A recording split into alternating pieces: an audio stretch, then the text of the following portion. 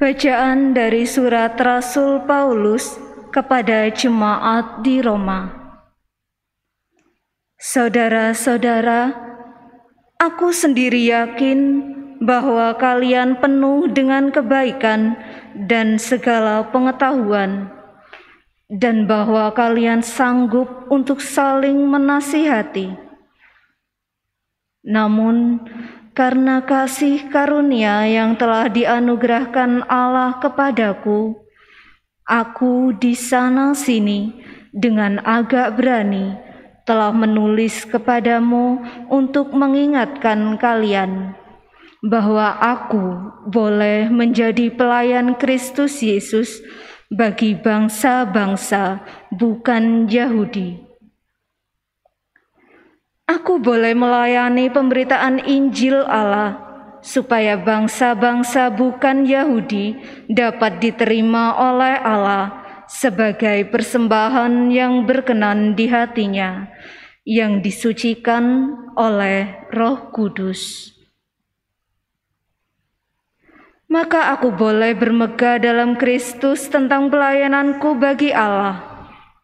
Sebab aku tidak akan berani berkata-kata tentang sesuatu yang lain, kecuali tentang apa yang telah dikerjakan Kristus dengan perantaraanku.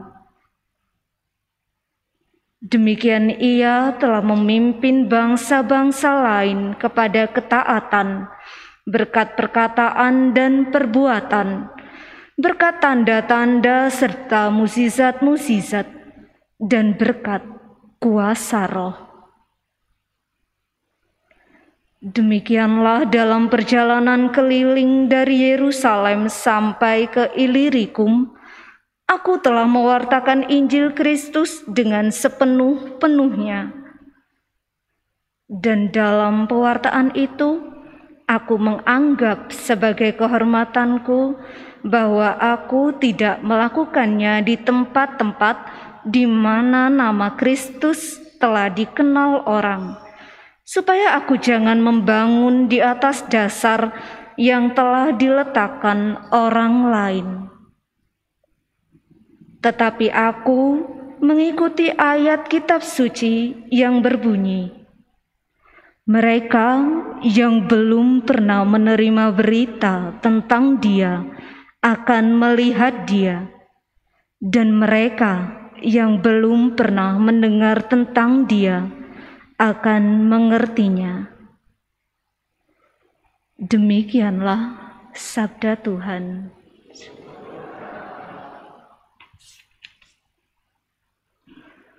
Mazmur tanggapan dengan refren, Tuhan menyatakan keselamatannya di hadapan para bangsa. Refren, Tuhan menyatakan keselamatannya di hadapan para bangsa. Nyanyikanlah lagu baru bagi Tuhan, sebab Ia telah melakukan karya-karya yang ajaib. Keselamatan telah dikerjakan oleh tangan kanannya, oleh lengannya yang kudus. Refren, Tuhan menyatakan keselamatannya di hadapan para bangsa. Tuhan telah memperkenalkan keselamatan yang datang daripadanya, telah menyatakan keadilannya di hadapan para bangsa. Ia ingat akan kasih dan kesetiaannya terhadap kaum Israel. Refren, Tuhan menyatakan keselamatannya di hadapan para bangsa.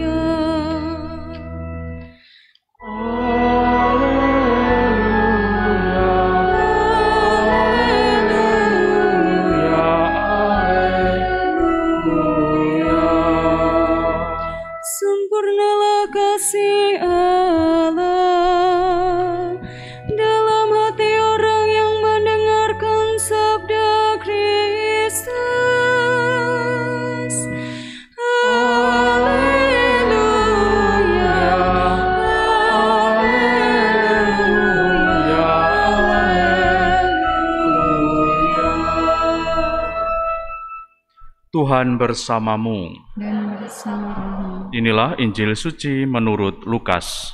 Dimuliakanlah Tuhan. Pada suatu ketika berkatalah Yesus kepada murid-muridnya, ada seorang kaya yang mempunyai seorang bendahara. Kepadanya disampaikan tuduhan bahwa bendahara itu menghamburkan miliknya. Maka si kaya itu memanggil bendaharanya dan berkata, "Apakah yang telah kudengar tentang dirimu? Berilah pertanggungjawaban atas urusanmu, sebab engkau tidak boleh bekerja sebagai bendahara lagi." Berkatalah bendahara itu dalam hatinya, "Apakah yang harus kuperbuat? Tuanku memecat aku dari jabatanku, mencangkul aku tidak dapat, mengemis aku malu. Aku tahu apa yang kuperbuat, supaya apabila aku dipecat dari jabatanku sebagai bendahara, ada orang yang mau menampung aku di rumah mereka." Lalu ia memanggil satu demi satu orang yang berhutang kepada tuannya, dan berkatalah ia kepada yang pertama, "Berapa besar utangmu pada tuanku?" Jawab orang itu, 100 tempayan minyak. Lalu kata bendahara itu, "Inilah surat utangmu, duduklah dan buatlah surat utang lain sekarang juga, 50 tempayan.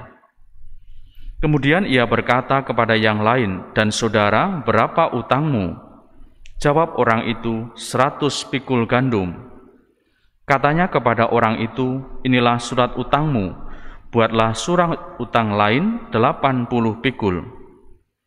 Bendahara yang tidak jujur itu dipuji tuannya karena ia telah bertindak dengan cerdik, sebab anak-anak dunia ini lebih cerdik terhadap sesamanya daripada anak-anak terang.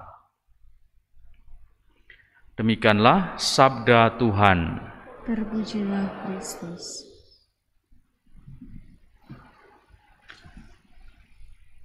Saudari-saudaraku yang terkasih, kisah ini seringkali juga membingungkan karena seolah-olah Yesus setuju terhadap bendahara yang tidak jujur.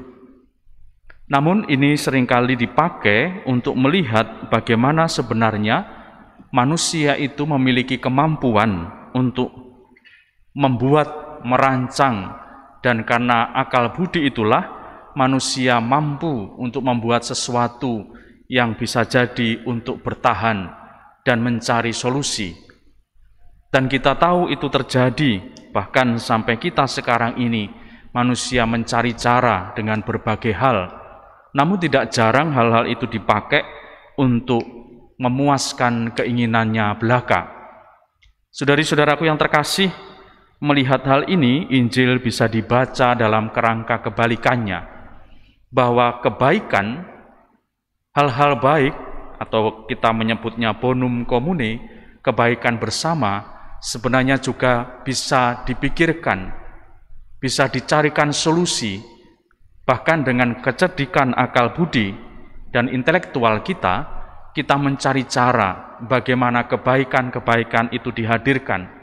Dan tentu yang lebih tinggi akhirnya adalah bagaimana kita mencapai kehendak Allah dalam hidup kita. Maka semoga kemampuan kita, apapun itu yang menjadi rahmat dalam hidup kita yang diberikan Allah, memacu kita untuk mencari jalan terbaik. Tentu bukan untuk kebaikan kita sendiri, tetapi tentu untuk kebaikan bersama dan menurut apa yang dikehendaki Allah. Semoga kemampuan-kemampuan kita mengarahkan kita untuk menjadi pribadi yang bukan hanya baik, tetapi menjadi pribadi murid-murid Kristus yang sungguh-sungguh baik. Maka mari saudari-saudaraku yang terkasih, pada hari Jumat pertama ini kita persembahkan seluruh pergulatan kita, rencana kita dan usaha-usaha baik kita, dan semoga Tuhan sungguh berkenan dan memberikan kekuatan dalam upaya kebaikan-kebaikan kita. Semoga berkat Allah menyertai kita sekalian.